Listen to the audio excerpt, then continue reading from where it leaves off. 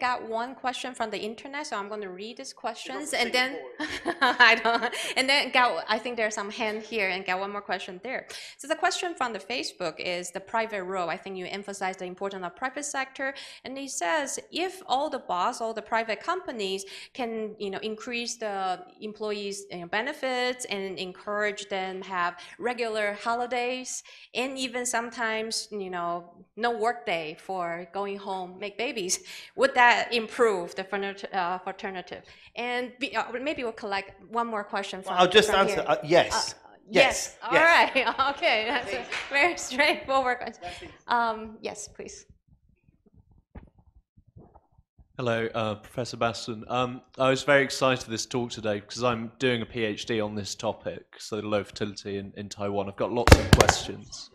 I've got lots of questions, but I think my main point would be that I understand that you're emphasizing all these other different effects of low fertility, but I have to disagree that low fertility is a problem in and of itself because of what Professor Liu alluded to, which is negative population momentum.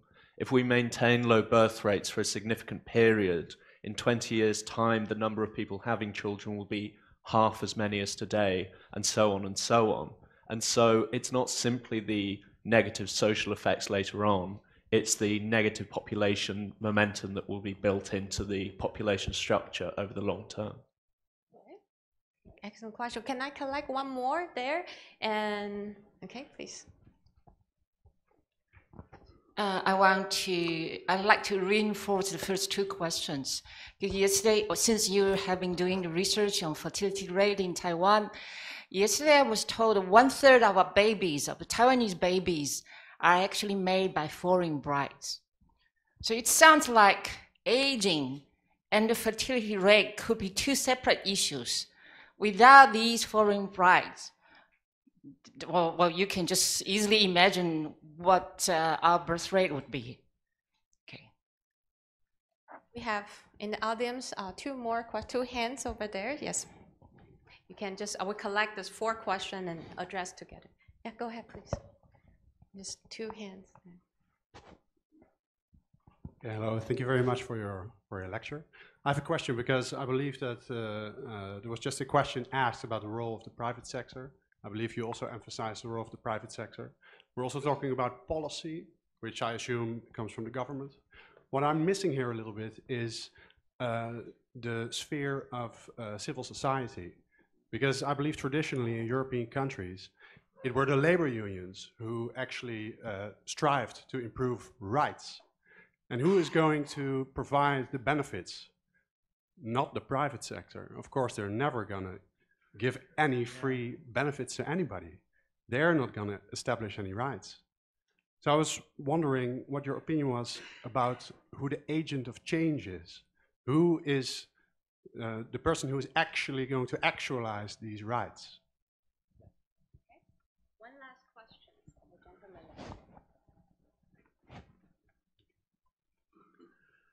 Stuart, if I may, you did not mention religion as a factor in the low fertility rates across the Asia-Pacific region, but there are countries where that does not apply, and they may well be sources for immigration. The Philippines, Indonesia, Vietnam, where the fertility rate is not a problem, rather the reverse, and because of either religious beliefs or economic factors, people still feel they need to have lots of kids to provide for them in their old age. Would you like to comment on that, please? Okay. So, Stuart. Okay, right.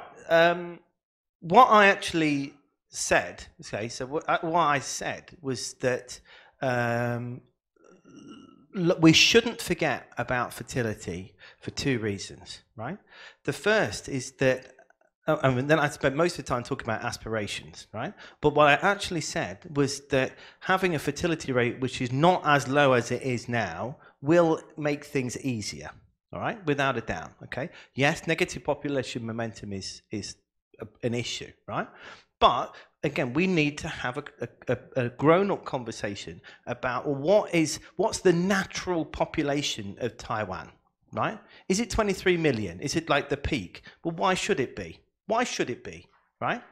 What is going to be the effect of population decline or a stagnation or a population decline in the medium term? It's going to put a lot of pressure on various different services and whatever, right?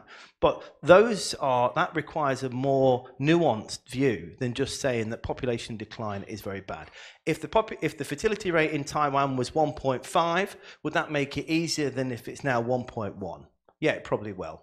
Yeah, for sure. Okay, but we shouldn't necessarily just try to make it 1.5 for the sake of making it 1.5. We need to consider what the long-term issues are related to that. Hello, hi there, hi there, hi. Foreign brides. Yeah, I mean, I think that we have to recognise the demographic contribution of foreign brides and migrants wherever they are. You know, and childbearing is just one of those things. In my country, in the United Kingdom, there's a very toxic attitude around about migrants, children of migrants. You know, but of course, if it wasn't for migration and childbearing of migration, then aging would be worse, fertility would be lower, and then complain about that as well. So I think what we need to do is to just recognise that as citizens, however defined, everybody makes a contribution economically, socially, and demographically. Yeah, so you're absolutely right. Civil society, yeah, I think that's right. I'm not quite so I mean, I agree with you. I think that there's certainly there has to be a role for the third sector in this, without a doubt. I'm not quite so pessimistic about business. I think that there might come a kind of tipping point where business goes, you know, we can't really get away with this much longer. You know, maybe something's not quite right. There might be some forward-thinking managers, executives who come in and see this as basically you see it as an HR policy. You know, why do I want the best people to come and work for me? How do I want to keep them? And maybe that's not just only going to be about salary and the initial package, but it'll be about long-term issues. And we see that certain companies investing in this as well, you know, but they do, and that's why I made this remark about SMEs. It's very easy for IBM or for HSBC to put a nursery on the second floor, you know, to show that we're trying to help people, you know, or say to go home. But if you're a four-person business, then supporting a family is going to be very difficult. So there'll need to be, I think, this, you know, public, private, and third sector. I agree with that.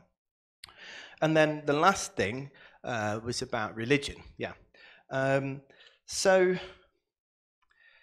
the link between, I think the link between religion, the direct link between religion and fertility, I would say, is generally surprisingly weak. I think that the link between fertility and religion is often mediated by other things relating to, say, economic status, for example. The biggest, you know, to tackle the elephant in the room, people talk about Islamic fertility. The biggest Muslim country in the world is Indonesia. The fertility rate there is 2. So there's not a fundamental link between religion and fertility.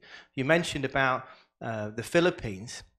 You know, the Philippines is a Catholic country, and fertility is pretty high, it's 2.2. But then Spain and Italy are Catholic countries, and Portugal, and the fertility rate there is 1. So it's not just about religion, yeah, whether it's the operation of the church or whether or not it's other factors and the diaspora nature or whatever of the Philippines. But also we need to be more kind of, you know, I think more thoughtful about what our environment is. I mean, I can't remember who we were talking to yesterday, but somebody was, I think, one of the volunteers, and I said that, you know, the fertility rate in Thailand is about the same as the fertility rate in Japan. It's very low. In Vietnam, the total fertility rate in Vietnam is less than 2. In the big cities in Vietnam, it's 1.2. It's very, very low, right?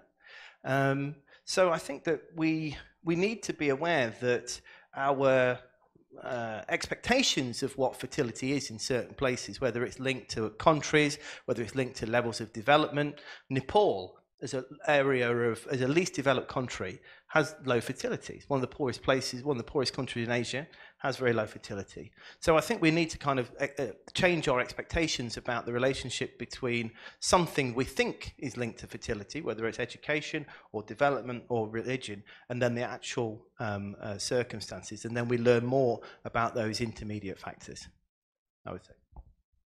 Okay. Thank you for the question. I just learned we'll be given a few extra minutes because we still have so many hands in the audience. So maybe we'll take 2 last questions from the audience. We have 1 question, and all right, there's one in the back, so let's give the opportunity. So 1 question here, and then there. So go ahead, please. Thank you, Professor. In States, high school graduates get a gap year. They get a gap year so that they can get part-time jobs. They can travel abroad. What if the Ministry of Education in Taiwan also launched a policy that encourages a gap year, so our high school graduates get to maybe work and they get to think upon family situations and financial difficulties whatsoever? Thank you.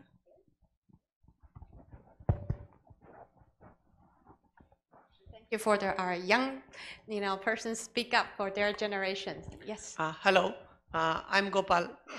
What is your comment on making abortion laws very strict so that it will slightly increase the fertility rate of the country? That's it. Sorry, I just learned there's one more question from the Facebook. As you may know, our country has recently passed the law to legalize the same marriage, regardless of religious, and based on your expertise, would you consider this as a potential threat to our already aging society? Okay, so 3 questions from the audience. Okay, I'll think about, I'll come back to that.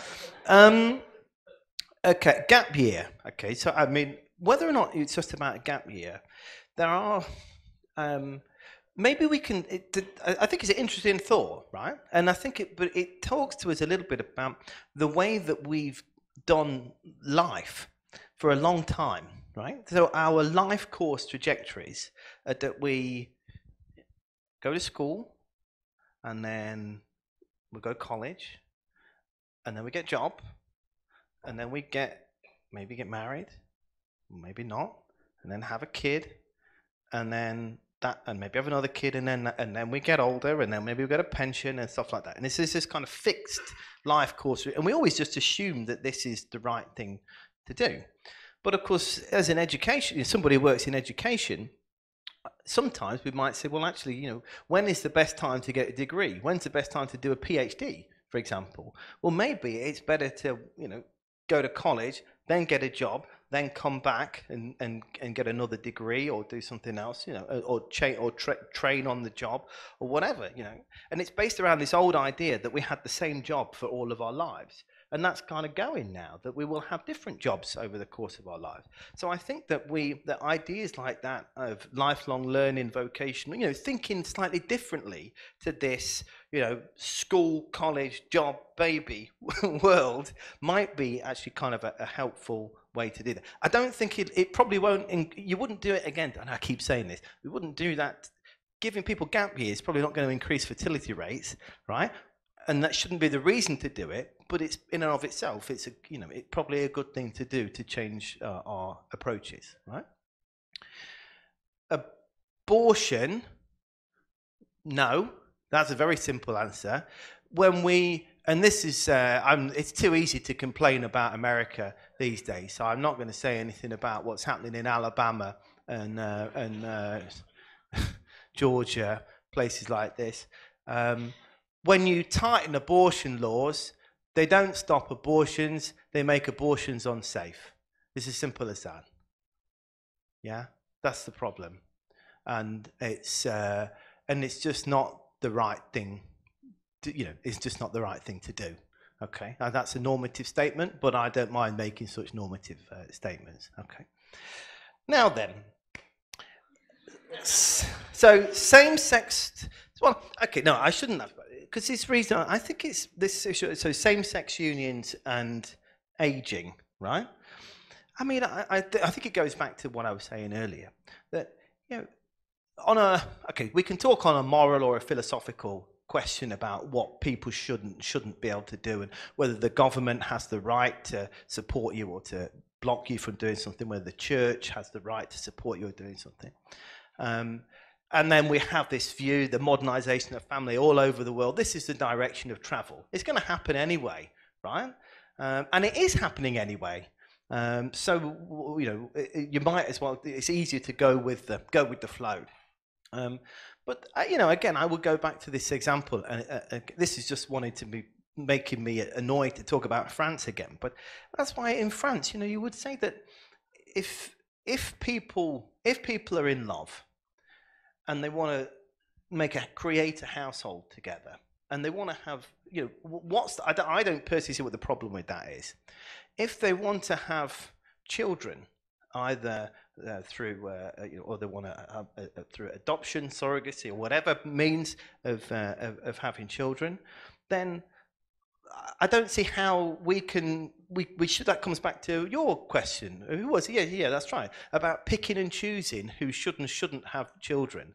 Why shouldn't two women raise a child, or two men raise a child? Sociologically, our studies always show that the outcomes of children born in same-sex unions always do better than heterosexual unions. And part of that, again, to come back to this intermediate factor, is because the incomes of same-sex unions tend to be higher than the average heterosexual union, right?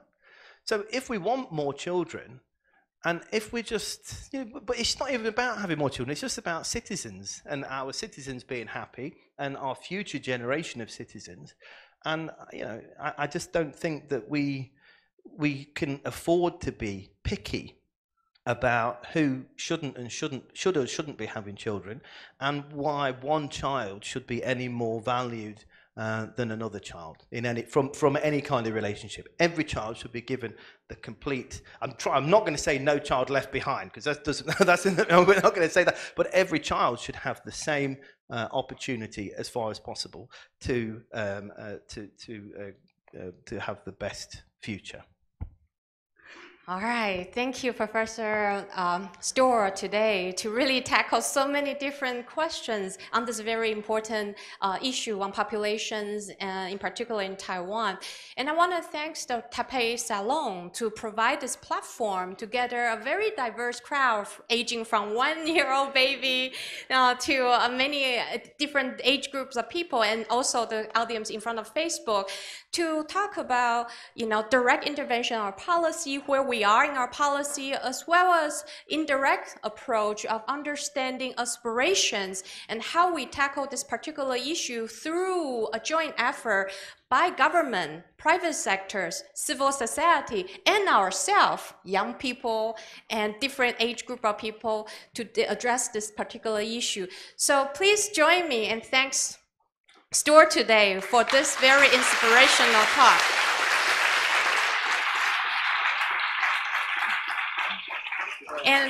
And I hope you'll come back more often for more talks and for more brainstorming of shaping our future. Thank you so much. Thank you for Taipei Salon. Thank you.